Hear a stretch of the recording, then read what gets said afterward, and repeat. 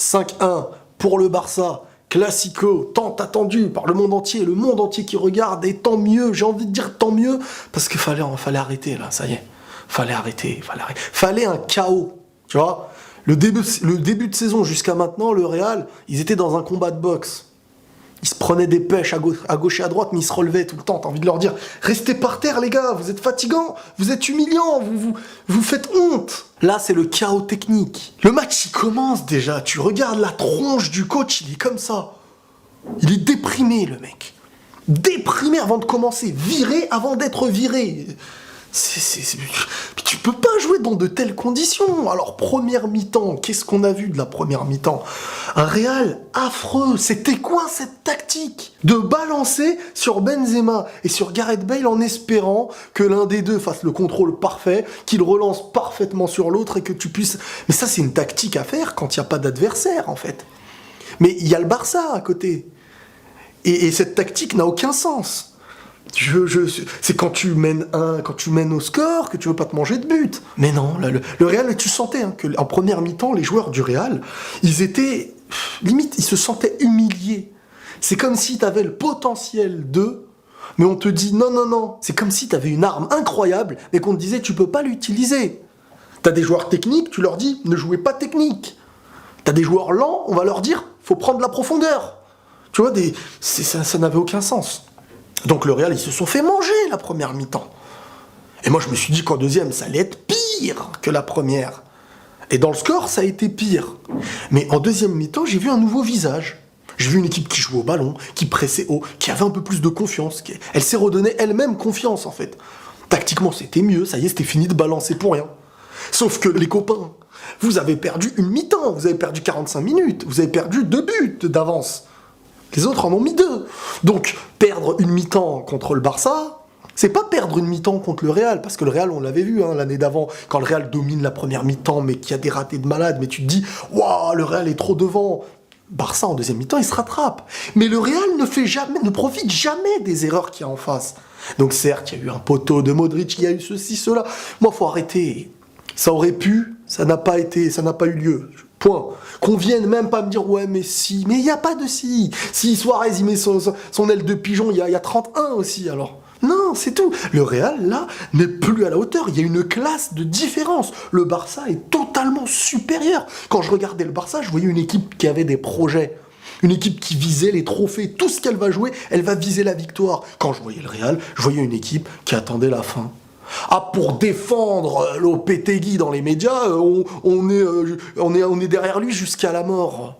Ouais, quand vous allez être pas qualifié en Ligue des Champions, en truc là, en Division 2, vous allez le défendre votre coach. Ouais, c'est ça. Ouais. Vous allez voir que votre salaire il va diminuer, vous allez vite partir dans un autre club. Le coach, ça sera le dernier de vos soucis. Donc à un moment donné, c'est bien beau dans les médias de se tuer pour son coach, mais sur la pelouse, on l'a pas vu, surtout pas en première mi-temps. Bref, autant j'étais pour le fait de garder le coach et de changer les joueurs et tout. Pour le coup, maintenant, ça y est, faut tout changer. Quand je dis faut tout changer, c'est que faut une nouvelle structure, faut un nouveau coach, que les joueurs se remettent dans une nouvelle ère dans leur tête. Parce que là, s'ils restent sur cette ère de début de saison, c'est fini. Ce match-là, il me rappelle un peu le Real-Barça qu'il y avait eu avant la saison, un match de Supercoupe l'année dernière, avant le début de la Liga. Le Real avait humilié le Barça. Mais en championnat, après, le Barça s'était réveillé à fond. Et ben j'espère qu'après ça, là, le Real va se réveiller à quelque chose. En tout cas, ouais, tu peux pas jouer quand ton coach est sur la sellette, sur la pelouse tactiquement, mais j'avais honte, j'ai mal à mon Madrid. Je vous promets que j'avais honte. Quand je voyais le match, le Real, t'avais Modric qui balançait, Ramos qui balançait, mais... Alors, ok, Gérard Piqué, il est lent. Mais sur une course avec Benzema et tout, faut arrêter de croire que Benzema va lui mettre une tempête. Pourquoi ça lançait devant comme ça? Donc certes, Benzema est plus fin techniquement devant un Piqué, mais il va pas pouvoir l'éliminer et le prendre de vitesse, je sais pas, c'était quoi le projet? Construisez. De toute manière, on va y revenir les gars, mais c'est la réalité. Depuis que Ronaldo est parti, ça ne veut pas dire qu'avant il perdait pas de classico et tout, mais dans la tactique du match, avant... il y avait une stratégie. Quand le ballon était conservé, ça avançait vers une finalité. Aujourd'hui, quand tu conserves le ballon à Madrid, c'est pourquoi? Pour centrer sur la tête du fantôme qui n'existe pas. Il n'y a pas d'attaquant qui mette des têtes. Donc Bale, quand il est dans son aile, il n'y a aucune finalité. Avant, du début de l'action, tu construisais, tu conservais, tu savais qu'il allait avoir un moyen de faire quelque chose. Là, à Madrid, tu construis, mais il n'y a pas l'attaque nécessaire. Il n'y a pas l'attaque nécessaire. Donc, tu espères quelque chose, tu espères des petites failles et tout. Et ce volet, il commence à me saouler aussi. Bref, je suis même pas dégoûté d'avoir perdu, en fait. Je suis pas dégoûté parce que contre l'équipe en face... J'ai plus de dégoût quand tu mérites de gagner que tu gagnes pas. Mais là, quand je vois ça, j'ai du dégoût pour l'équipe elle-même, en fait. Pour la médiocrité, pour le manque d'intensité en première mi-temps, pour... Oh là là, Isco, qu'est-ce qui m'énerve? Il touche trop la balle. Il y a un appel, tu touches. Mais tu veux faire quoi? Donc oui, il est très fort, oui, Isco, oui, mais des fois, qu'est-ce qu'il est énervant. Il a pas cette justesse. Des fois, il est obligé de trop toucher le ballon. Et ça commence à me saouler, franchement. Ça commence à me rendre fou à Madrid, ça. Surtout dans les moments importants où le millième de seconde fait la différence. Quand l'attaquant sait que t'as un mec au milieu qui te lâche la balle quand tu vas faire un appel, c'est différent de quand tu vas faire un appel en sachant qu'un mec tarde tout le temps. Même toi, tu sais plus quand est-ce qu'il va te la mettre. À un moment donné, je voyais, quand il conservait tout ça, même Marcelo, il se disait, bon, il me la met. Suarez, les amis, Suarez. Je ne peux que l'applaudir. Quand je dis je l'ai aimé, c'est pas dans le sens où je suis content, mais qu'est-ce que j'ai aimé objectivement le joueur. Il était moins rempli de cinéma et beaucoup plus concentré sur le football. Et le fait qu'il n'y ait pas Messi au Barça, ça a éveillé beaucoup de joueurs aussi.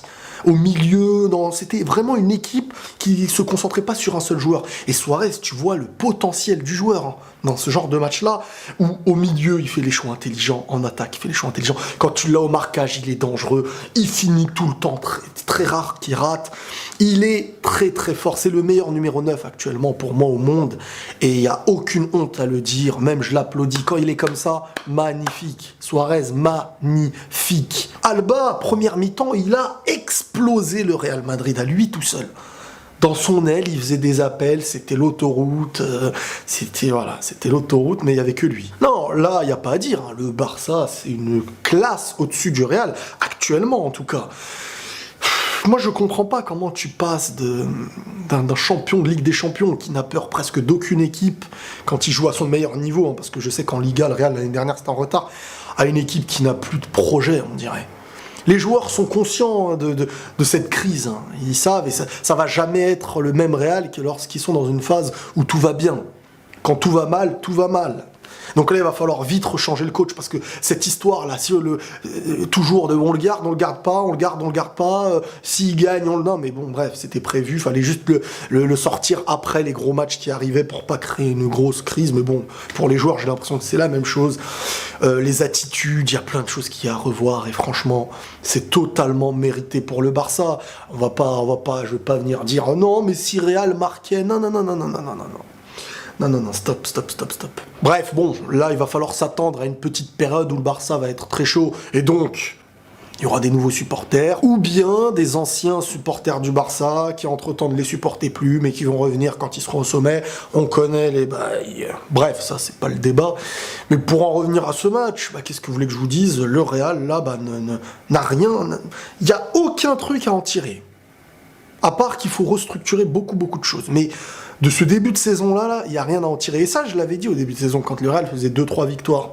J'avais dit, les gens disaient, ah, Lopetegui, c'est bon. J'ai dit, attendez, on va attendre. On va pas s'enflammer, on va pas... Attendons. Parce qu'il y a des gros tests, et à chaque gros test, le Real était tombé. Le seul bon test où le Real a fait quelque chose, c'était contre la Roma, en Ligue des Champions, c'est tout.